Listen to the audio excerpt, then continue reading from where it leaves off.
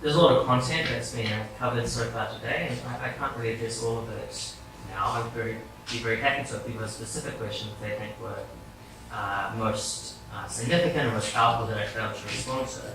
I think it's probably not from my perspective because I don't have an answer. It's just a time limit. Christians have been thinking about these things for a long time, and I think they've given good answers for the most part.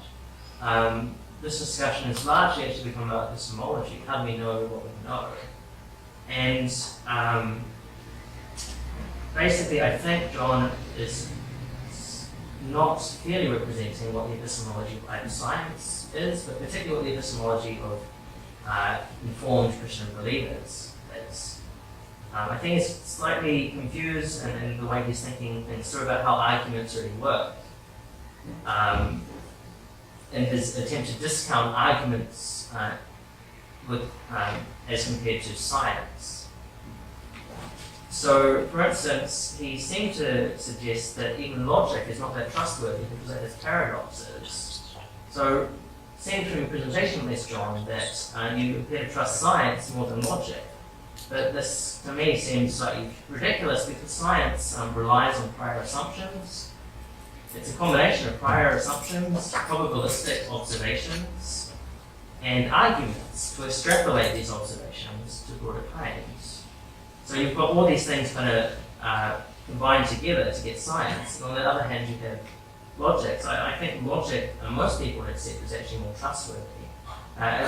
A result that follows simply by logic from premises that a person accepts must logically be accepted.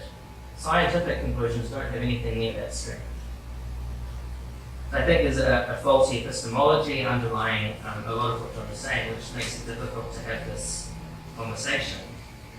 And he suggested that I was appealing to authority, and perhaps in hindsight I should have realized he would say that, but the point of my quote was not to appeal to authority, but to tell you what these people actually said.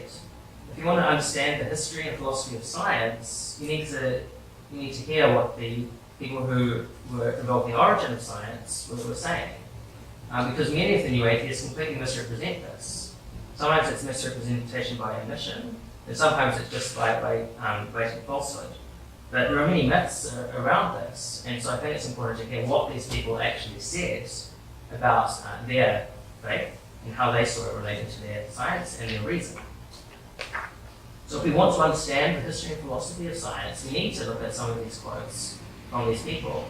So I saw a lot of you kind of nodding when he was saying, oh, Zac was just appealing to authority. That was not the point of my presentation. So hopefully you can see there's some value in what I was offering. It wasn't just to appeal to impressive names. So John has a very high view of science, which is fine. I also have a high view of science, enough to commit approximately 10 years to it so far. But science is probabilistic. Science is not certainty. All science is probabilistic, and I think this puts in a very similar category to many decisions we make about our life, including decisions about worldview. In fact, in God, in activism, these things are also probabilistic. So to discount faith as probabilistic is to overstate science. I'm not sure if I've mentioned so far, I don't think so, but he noted justified true belief, as if this was some kind of religious claim. That on one side you have science, and the other side you have justified true belief. It's actually not a religious claim, it's the standard definition in philosophy of what knowledge is. Philosophy is not a Christian discipline. So, again, I think some confusion around what the two sides of the debate really are. John seems to have turned it into science versus metaphysics.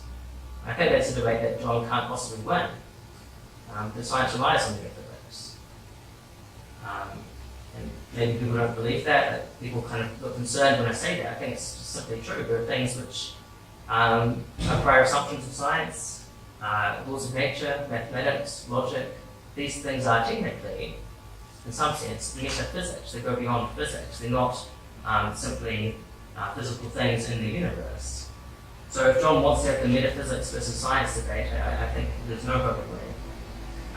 But I think when we really do start to examine metaphysics, we can see why the Christian concept of God has some plausibility to a lot of people. So of course there are many people I could refer to here that John would say it's appealing to authority. Many people have found this quite persuasive when they begin to examine, move away from a naive view of science as if it were certainty, as if it were simple factual truth, and understand how we get scientific claims and evidence, and see that there are similar methods of investigation that can be used when considering the claims of Jesus and the claims of Christianity. So on that note, I'll finish, and I think we'll be going to questions. Thank you.